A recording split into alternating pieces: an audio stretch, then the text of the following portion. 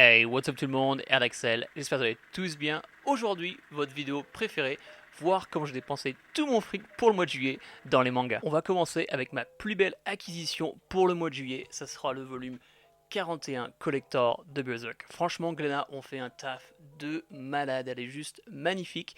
J'ai fait une vidéo auparavant où je te la montre un peu plus en détail avec tous les goodies, si tu l'as pas encore vu, je te la mets en haut. Franchement, ça me rappelle beaucoup l'édition anglaise Collector qui est pareil sur le même format avec une couverture en faux cuir qui est juste sublime pareil.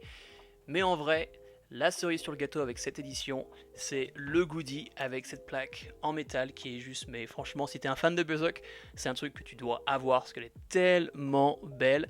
Moi, sur Berserk, je suis pas encore à jour, j'ai lu les 3 premiers volumes, donc du coup, il faut vraiment que je m'y mette parce que je sais que tout le monde kiffe Berserk, c'est dans le top 3 de pratiquement tout le monde. Faut vraiment que je rattrape mon retard. En plus que maintenant c'est officiel que les assistants de Kentaro Miura vont continuer l'histoire par rapport à ce qu'il leur a laissé derrière. Le seul problème c'est que moi je collectionne et je lis Berserk avec l'édition collector anglaise et que ces éditions là elles sont super chères. Dans chaque gros volume collector il y a 3 volumes classiques et ces éditions-là, elles coûtent entre 45 à 60 euros. Donc j'ai vraiment envie de continuer Berserk, mais pour l'instant le budget me ralentit un peu par rapport à ça. Mon achat manga suivant, c'est une intégrale en 5 volumes, c'est Basilic. Basilic, je l'ai déjà fini et j'ai bien aimé franchement. C'est un manga ninja entre deux clans qui se haïssent et s'entretuent depuis des générations et des générations, mais récemment un décret de non-agression a été déclaré et le prince d'un des clans et la princesse de l'autre clan sont amoureux et veulent se marier. Mais juste avant le mariage, ce décret de non-agression est annulé et chaque clan doit choisir leurs 10 meilleurs ninjas pour s'affronter afin qu'un seul clan ne survive. Ce manga, franchement, il y a de la baston tout le temps. J'ai trouvé ça super intéressant parce que les techniques sont, comment dire, plus ou moins réalistes. C'est pas un peu, genre Naruto. Je kiffe Naruto, mais des fois, j'ai vu un mime qui m'a fait tellement rire qu'en fait Naruto, ce sont des magiciens qui sont déguisés en ninja. Et du coup, en fait, dans Basilic, c'est un peu plus réaliste sans l'être vraiment. Il y a de la baston, il y a beaucoup de retournements de situation par rapport à certaines techniques. Les techniques sont super intéressantes, elles sont plus ou moins réalistes, comme je te l'ai dit. Franchement, si t'aimes l'univers ninja et t'aimes la baston en général, Basilic, je te le recommande. Achat manga suivant, j'ai acheté les 2 premiers volumes de Fable. Ce manga, c'est une pépite, je surkiffe. J'ai lu les 3 premiers chapitres gratuitement sur Amazon et j'ai surkiffé. C'est l'histoire du meilleur tueur à gages des Yakuza, qui est d'ailleurs tellement bon qui doit se mettre au vert pendant un an. Les Yakuza lui ont dit qu'il pendant un an, il n'a pas le droit de tuer qui que ce soit, sinon il le tue. Et franchement, c'est une tuerie parce qu'en fait, notre personnage principal, il ne connaît que le meurtre depuis toute son existence. Du coup, le voir se mettre au vert et comment dire, avoir une vie normale est très drôle. Il y a des moments où il doit faire semblant d'être un peu une victime et c'est tellement drôle. Franchement, les dessins sont magnifiques, c'est super réaliste. Si t'as pas encore commencé de Fable, si tu connais pas, franchement, lis les premiers chapitres et tu vas voir, dès les premiers chapitres, tu vas surkiffer. Je recommande de Fable. Quand je vois la pile de mangas devant moi, franchement, je me rends compte à quel point le mois de juillet ça a été une tuerie niveau achat, parce que mon achat suivant, c'est les 4 premiers volumes de Doro.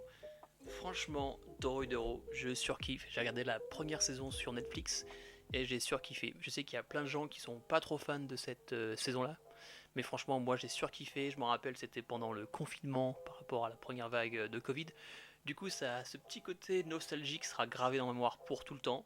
Franchement, Doro, c'est une tuerie. Je surkiffe. Alors, Doro, ça se passe dans un monde qui est apocalyptique où il y a de la magie.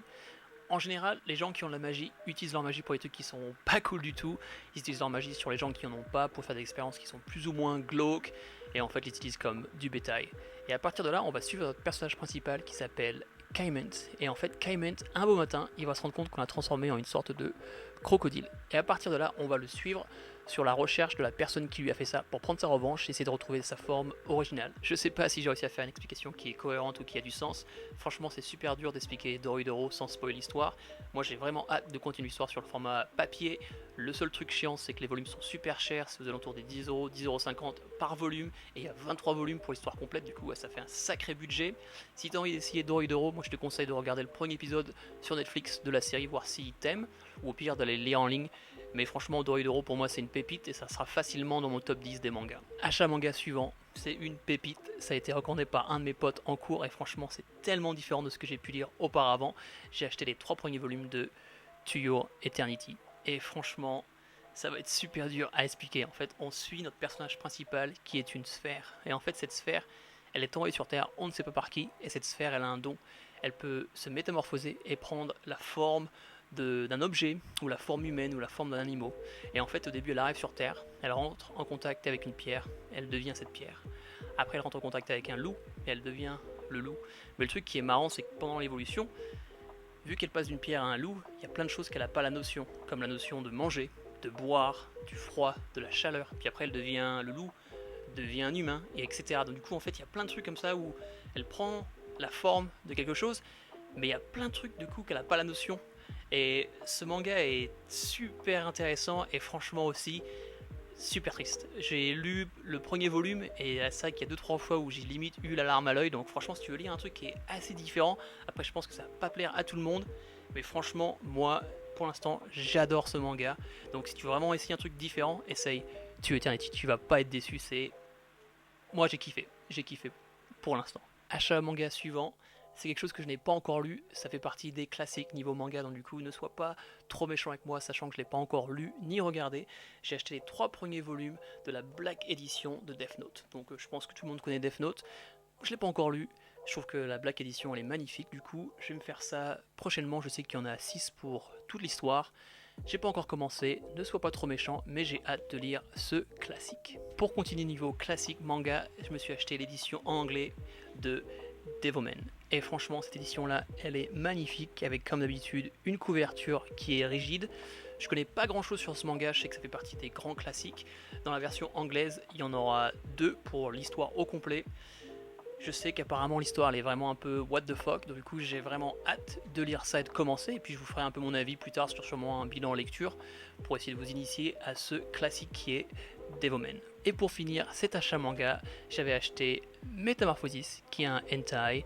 J'avais fait une vidéo qui s'appelle Je découvre mon premier hentai, si tu l'as pas vu je te la mets en haut. Franchement, si t'es un fan de hentai, tu vas sûrement kiffer. Si t'aimes pas les hentai, oublie ce nom, va voir la vidéo que je t'ai mis en haut, comme ça tu pourras voir à quel point j'ai pu souffrir pendant ma lecture. C'est spécial, il y a de tout et de rien, donc voilà, je te laisse aller voir la vidéo si tu as envie de voir, sinon oublie ce nom. Sur ce, c'est la fin de la vidéo, n'oublie pas de me donner un pouce bleu et à t'abonner à la chaîne si tu n'as pas encore fait. Dis-moi dans les commentaires ce que tu as acheté pour le mois de juillet ou si tu as envie d'acheter un des mangas que je t'ai présenté aujourd'hui. C'était Erdaxel, on se voit dans la prochaine vidéo. Peace.